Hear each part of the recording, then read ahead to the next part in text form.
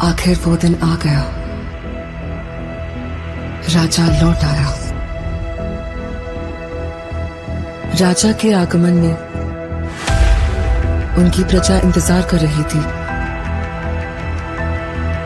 उनके लोगों को मार के खाने वाले राक्षस से सिर्फ उनका राजा ही बचा सकता है, इसका भरोसा था। एक प्रजातांत्रिक देश में मैंने सर्विस ज्वाइन करने के बाद उसे ढूंढने की बहुत कोशिश की, फिर मैंने ढूंढना छोड़ दिया।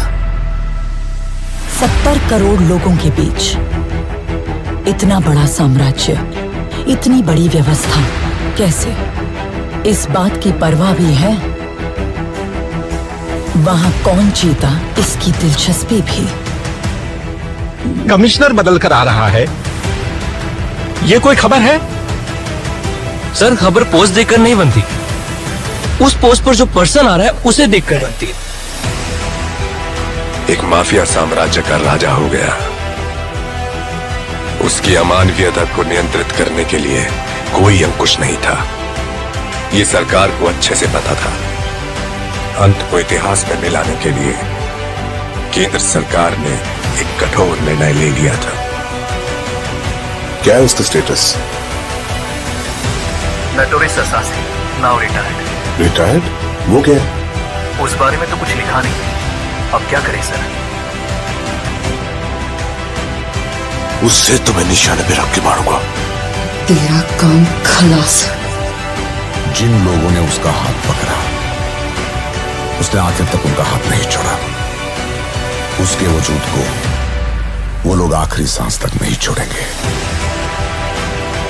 वो एक वीर योद्धा की तरह आगे से वार करता है, कायरों की तरह छुपकर पीछे से नहीं। एक सड़े कुत्ते को मारने के लिए इतने सारे राक्षसों का क्या जरूरत है मेरे भाई? वो कुत्ता नहीं, शेर है। तो फिर उस शेर को हम कुत्ते की मौत मारेंगे। आप सिर्फ एक इशारा कर दो।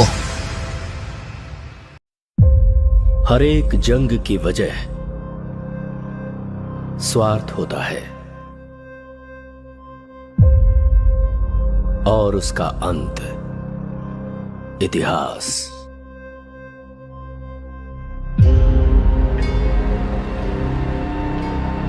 सरकार की नजर में वो एक शैतान है, लेकिन जनता की नजर में वो एक फरिश्ता है। वह जिंदा है, रॉकी भाई जिंदा है। वो सारा सोना लेके अमेरिका निकल गए। उनकी बैठने की कुर्सी से लेकर सोने का पलंग तक सब कुछ गोल्ड है। जब तक बुलेट है तब तक ही गन की वैल्यू है, और हिम्मत वाले जिगर की सांस रहने तक वैल्यू है। हर हाथ की एक औकात होती है। गलत मत समझिए, ऐसा नहीं है कि खून की प्यास कम हो गई है मुझ में। अपन से बहुत बड़ी भूल हो गई है। बिना किसी स्वार्थ के दूसरों की फिक्र करने वाले बहुत कम लोग हैं इस दुनिया में। जिसे पूरी फोर्स नहीं पकड़ पाई, उसे एक आम आदमी ने पकड़ लिया। नामो निशान मिटा दो।